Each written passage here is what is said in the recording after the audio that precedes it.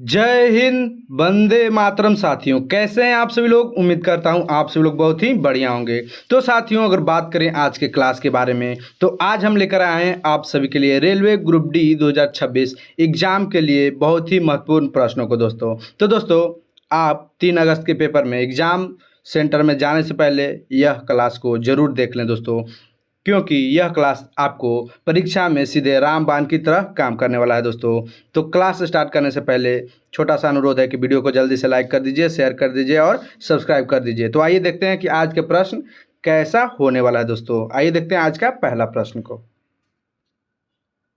तो कहता है साथियों कि एक कार 20 मीटर प्रति सेकंड की गति से चल रही है, तो 10 सेकंड में वह कितनी दूरी तय करेगी दोस्तों। तो दोस्तों, जैसा कि प्रश्न कह रहा है कि एक कार है जो कि 20 मीटर प्रति सेकंड की गति से चल रही है, यानी कि चाल दिया हुआ है दोस्तों, यानी कि स्पीड दिया हुआ है 20 मीटर प्रति सेकेंड, और कितना समय में चल रहा है, तो वह चल रहा है, यानी कि टाइम दिया हुआ है 10 सेकेंड दोस्तों। तो वह कितनी दूरी को तय करेगा, यानी कि डिस्टेंस होगा जो कि हमारा कितना होगा दोस्तों। तो डिस्टेंस बराबर होता है स्पीड गुने टाइम। क्या होता है? स्पीड गुने टाइम। आप लोग याद रखिएगा, हो सके यह प्रश्न आपको कल के एग्जाम में देखने को मिल जाए साथियों। तो होता है स्पीड गुने टाइम। स्पीड दिया हुआ है 20 और टाइम दिया हुआ है 10, तो जो कि हो जाएगा दोस्तों 20 × 10, यानी कि 200 मीटर, यानी कि ऑप्शन नंबर सी हो जाएगा, जो कि हमारा बिल्कुल सही उत्तर हो जाएगा साथियों। तो आइए देखते हैं दूसरा प्रश्न को।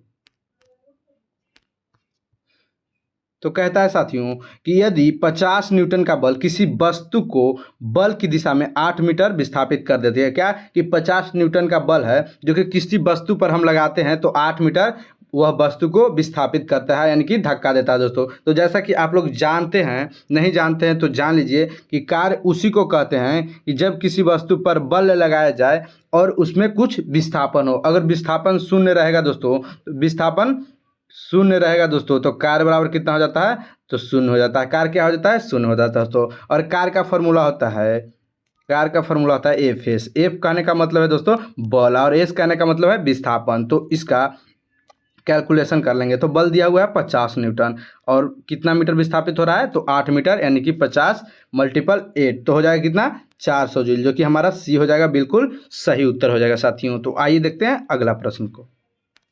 दोस्तों, आज का क्लास आप सभी को अच्छा लग रहा है तो वीडियो को जल्दी से लाइक कर दीजिए, चैनल को सब्सक्राइब कर दीजिए और फटाफट शेयर भी कर दे साथियों। तो आइए देखते हैं प्रश्न को। और कहता है कि जल का विशिष्ट ऊष्मा, यानी कि स्पेसिफिक हीट कैपेसिटी लगभग कितना होता है दोस्तों। तो स्पेसिफिक हीट कैपेसिटी जल का कितना होता है, तो आप लोग कमेंट करके जल्दी से बताइए। तो होता है दोस्तों 4200 जूल प्रति केजी केल्विन। क्या? 4200 जूल प्रति केजी केल्विन होता है दोस्तों। यह दोस्तों सामान्य पदार्थों में से एक है जो कि इसका सबसे अधिक क्या होता है, तो विशिष्ट ऊष्मा होता है दोस्तों, क्योंकि यह देर से गर्म भी होता है और देर से ठंडा भी होता है दोस्तों। ना तो तुरंत गर्म हो जाता है और नहीं तुरंत ठंडा होता है दोस्तों। तो इसका राइट आंसर हो जाएगा ऑप्शन नंबर सी, 42 जूल प्रति केजी केल्विन। तो आइए देखते हैं अगला प्रश्न को। तो कहता है साथियों कि दो प्रतिरोध 4 ओम तथा 8 ओम समांतर क्रम में जुड़े हुए हैं दोस्तों, तो उसका तुल्य प्रतिरोध कितना होगा दोस्तों। तो तुल्य प्रतिरोध निकालने के लिए आर बराबर होता है दोस्तों, समांतर क्रम में जुड़ा हो तब क्या होता है, R1 + R2 बटा R1 + R2 होता है दोस्तों। तो क्या हो जाएगा, तो हो जाएगा साथियों 4 × 8, सॉरी R1 × R2 होता है, R1 × R2, माफ़ करिएगा। तो 4 × 8 बटा कितना हो जाएगा, 4 + 8 दोस्तों, तो 8 चौका 32, अब 32 बटा कितना हो जाएगा, तो 12। तो इसका अगर हम लोग कैलकुलेशन करेंगे, यानी कि इसको डिवाइड करें, तो हो जाता है 2.67 ओम, यानी कि ऑप्शन नंबर ए हो जाएगा, जो कि हमारा बिल्कुल सही उत्तर हो जाएगा साथियों। तो आइए देखते हैं अगला प्रश्न को। तो कहता है साथियों कि रेडियोधर्मिता, यानी कि रेडियो एक्टिविटी की खोज किस वैज्ञानिक ने किए थे दोस्तों। तो इसका उत्तर आप लोग जल्दी से कमेंट करके बताइए। तो रेडियोधर्मिता की खोज हेनरी बेकरल नामक वैज्ञानिक के द्वारा किया गया था दोस्तों। और कब किया गया था, तो आप लोग याद रखिएगा 1896 ईस्वी में। कब? 1896 ईस्वी में किया गया था दोस्तों। और दोस्तों हेनरी बेकरल ने यूरेनियम लवणों से निकलने वाले स्वतः विकिरण के खोज किया था। क्या दोस्तों? स्वतः विकिरण के खोज किया था, जिसे बाद में रेडियोधर्मिता कहा गया। क्या? विकिरण, रेडियो विकिरण के खोज किया था दोस्तों, जिसे बाद में इसे रेडियोधर्मिता कहा गया। तो इसका राइट आंसर हो जाएगा ऑप्शन नंबर सी। आइए देखते हैं अगला प्रश्न को। तो कहता है साथियों कि किस वैज्ञानिक ने सबसे पहले यह सिद्ध किया कि परमाणु के केंद्र में धनावेशित नाभिक यानी कि न्यूक्लियस होता है। दोस्तों कौन से वैज्ञानिक है जो बताए थे कि परमाणु के केंद्र में नाभिक होता है? तो वे थे दोस्तों अर्नस्ट रदरफोर्ड। कौन थे? अर्नस्ट रदरफोर्ड थे दोस्तों। रदरफोर्ड को गोल्ड फॉयल एक्सपेरिमेंट से पता चला था दोस्तों कि परमाणु का अधिकांश भाग रिक्त होता है तथा केंद्र में छोटा सघन और धनावेशित नाभिक होता है। क्या? केंद्र में छोटा और सघन और धनावेशित कैसा होता है? तो धनावेशित क्या होता है? तो न्यूक्लियस यानी कि नाभिक होता है दोस्तों। तो इसका राइट आंसर हो जाएगा ऑप्शन नंबर सी। आइए देखते हैं अगला प्रश्न को।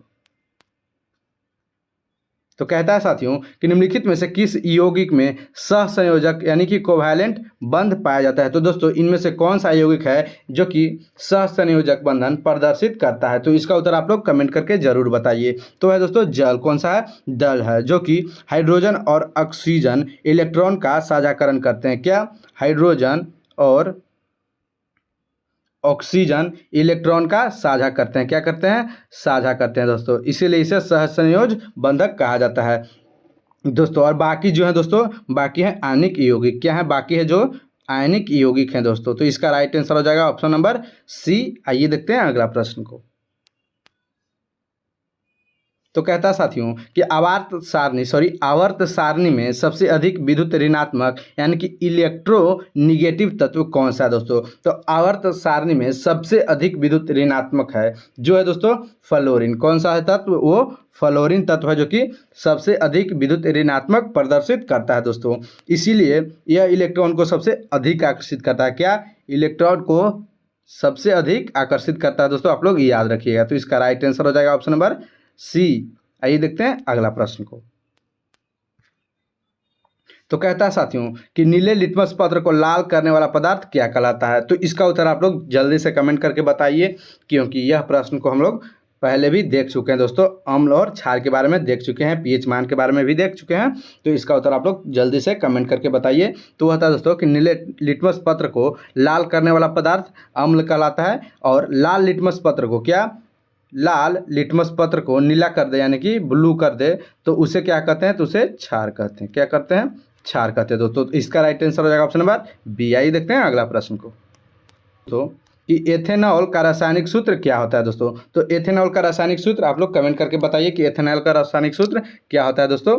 तो होता है C2H5OH। क्या होता है? C2H5OH होता है दोस्तों। आप लोग याद रखिएगा कि एथेनॉल का रासायनिक सूत्र C2H5OH होता है। और इसका उपयोग के बारे में बात करें तो इसका उपयोग औषधि में क्या?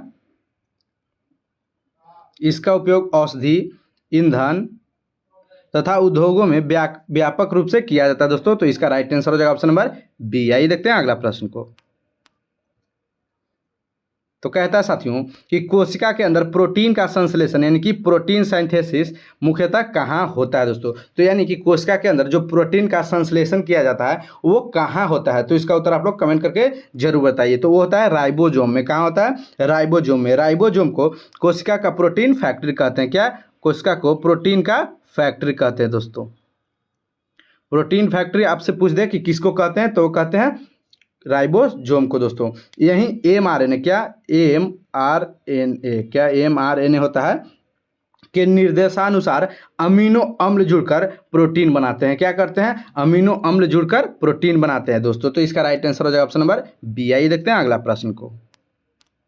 तो दोस्तों आज का क्लास आप सभी को अच्छा लग रहा है तो वीडियो को लाइक कर दीजिए, चैनल को जल्दी से सब्सक्राइब कर दीजिए और शेयर भी कर दीजिए। और अगर इस क्लास का आप सभी को PDF चाहिए तो मेरा नंबर है 9546110514 पर आप लोग मैसेज करके बोल दीजिए कि सर हमें PDF की ज़रूरत है। तो दोस्तों इस पर आप लोग को PDF उपलब्ध करा दिया जाएगा। तो आइए देखते हैं प्रश्न की ओर। और कहता है कि पौधे में वाष्पोत्सर्जन यानी कि ट्रांसपीरेशन मुख्यतः किस संरचना के माध्यम से होता है? यानी कि वाष्पोत्सर्जन होता है जो कि पौधा में किस प्रक्रिया के द्वारा होता है दोस्तों, और कहाँ से होता है दोस्तों? तो वो होता है दोस्तों रंध्र में। कहाँ? स्टोमाटा होता है, यानी कि स्टोमाटा से क्या होता है? तो वाष्पोत्सर्जन होता है दोस्तों पौधा में। तो इसका राइट आंसर हो जाएगा ऑप्शन नंबर बी। आइए देखते हैं अगला प्रश्न को। तो कहता है साथियों कि मानव शरीर में पित्त का निर्माण किस अंग में होता है? तो इसका उत्तर आप लोग जरूर बताइए, क्योंकि यह प्रश्न को पहले करा चुके हैं दोस्तों कि मानव शरीर में पित्त का निर्माण कहाँ होता है? तो वो होता है यकृत यानी कि लीवर के अंदर होता है, जबकि इसका संग्रह होता है पित्ताशय में। कहाँ? पित्ताशय में इसका संग्रह होता है दोस्तों। यह वसा के पाचन में सहायता करता है। क्या करता है? यकृत होता है जो कि वसा के पाचन में सहायता करता है। तो इसका राइट आंसर हो जाएगा ऑप्शन नंबर बी। आइए देखते हैं अगला प्रश्न को। तो कहता है कि आनुवांशिकी यानी जेनेटिक्स का जनक किसे कहा जाता है? तो जेनेटिक्स का जनक कहा जाता है ग्रेगर जॉन मेंडल को। किसे कहा जाता है? ग्रेगर जॉन मेंडल को। तो इसका राइट आंसर हो जाएगा ऑप्शन नंबर बी। और इन्हें, ये जो ग्रेगर जॉन मेंडल वैज्ञानिक थे, ये मटर के पौधों पर प्रयोग करके आनुवांशिकता का नियम बताया था। क्या दोस्तों? मटर के पौधे पर। आपसे पूछ देवे कि ग्रेगर जॉन मेंडल है जो कि आनुवांशिकी का नियम दिए थे, तो कौन पौधों पर चेक किए थे दोस्तों? तो वह है मटर के पौधों पर चेक किए थे। तो इसका राइट आंसर हो जाएगा ऑप्शन नंबर बी। आइए देखते हैं अगला प्रश्न को। तो कहता है कि मलेरिया रोग किस परजीवी के कारण होता है? तो मलेरिया रोग किस परजीवी के कारण होता है? तो होता है प्लाज्मोडियम। किस परजीवी के कारण? प्लाज्मोडियम दोस्तों।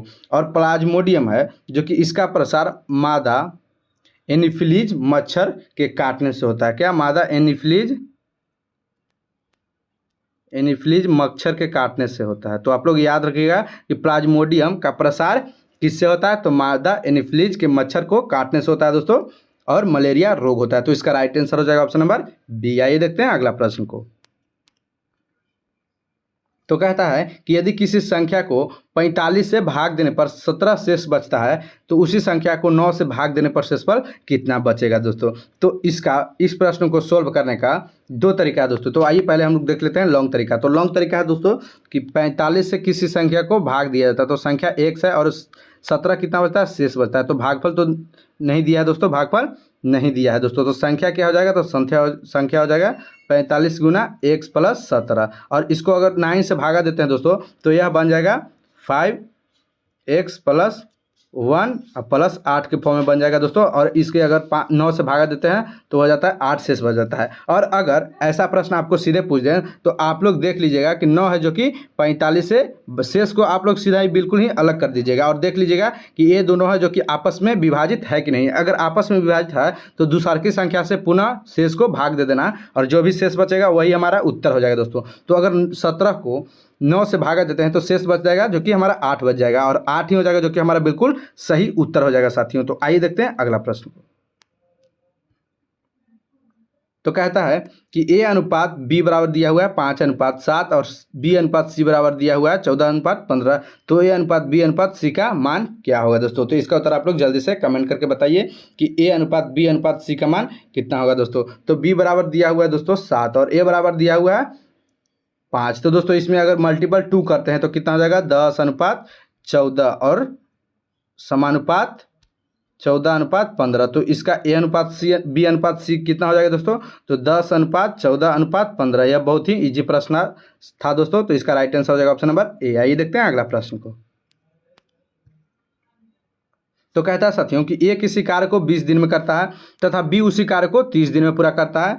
दोनों साथ मिलकर 6 दिन कार्य करते हैं और शेष कार्य ए अकेला कितने दिनों में पूरा करेगा दोस्तों? यानी कि 6 दिन कार्य करता है दोनों साथ मिलकर, और उसके बाद बी है जो कि कार्य को छोड़ देता है दोस्तों। तो शेष कार्य को ये अकेला कितना दिन में पूरा करेगा दोस्तों? तो आइए हम लोग देखते हैं कि कुल कार्य है कितना दोस्तों। तो कुल कार्य निकालने के लिए ये दोनों का एलसीएम निकालते हैं दोस्तों। तो ये दोनों का एलसीएम हो जाएगा जो कि हमारा 60 हो जाएगा। 60 है जो कि हमारा कुल कार्य होगा दोस्तों। और ए है जो कि एक दिन में कितना कार्य करेगा? तो 60/20 यानी कि 3 कार्य करेगा दोस्तों। और बी है जो कि 2 कार्य करेगा। तो यानी कि एक दिन में कुल 5 कार्य हो रहा है दोस्तों। तो 6 दिन में कितना होगा? तो 30 कार्य दोस्तों। बच जाता है कितना कार्य? तो 30 कार्य शेष बच जाता है।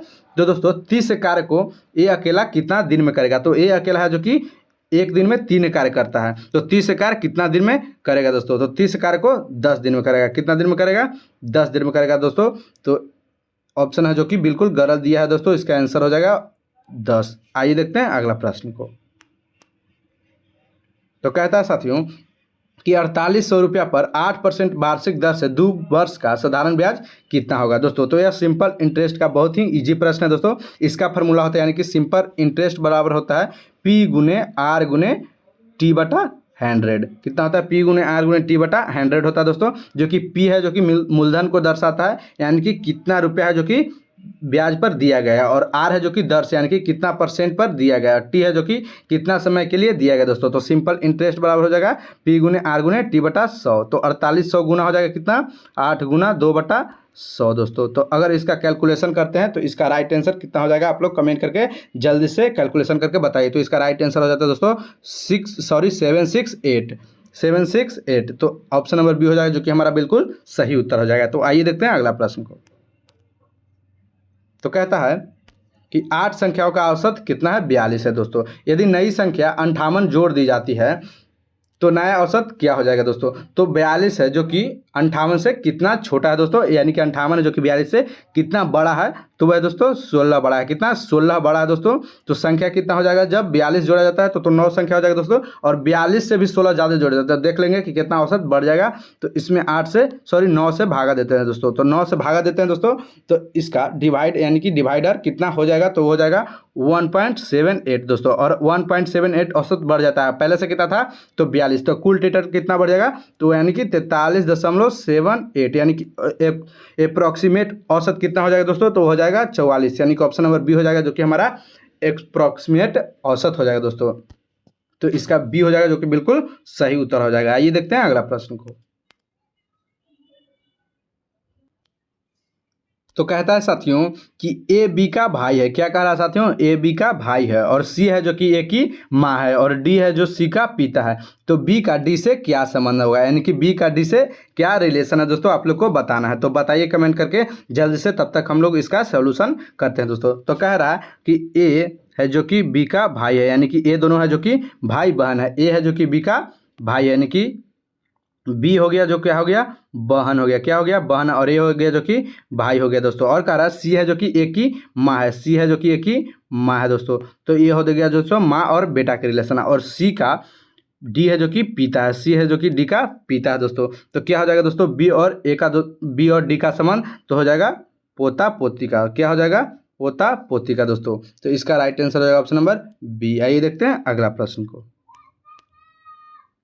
तो कहता है साथियों कि एक व्यक्ति उत्तर की ओर 8 मीटर चलता है दोस्तों। तो प्रारंभिक बिंदु मान लेते हैं यहाँ पे दोस्तों, यहाँ से 8 किलोमीटर चल रहा है। फिर दाएं मुड़कर कितना चलता है, तो 6 मीटर चलता है दोस्तों। फिर बाएं मुड़कर कितना चलता है, तो 8 मीटर चलता है। तो कह रहा है दोस्तों कि अब प्रारंभिक बिंदु से किस दिशा में है। तो देख लें कि अब प्रारंभिक दिशा से किस दिशा में है, तो है दोस्तों ईस्ट दिशा। ईस्ट दिशा कहने का मतलब है कि पूरब दिशा में, यानी कि ऑप्शन नंबर बी हो जाएगा जो कि हमारा बिल्कुल सही उत्तर हो जाएगा साथियों। तो आइए देखते हैं अगला प्रश्न को।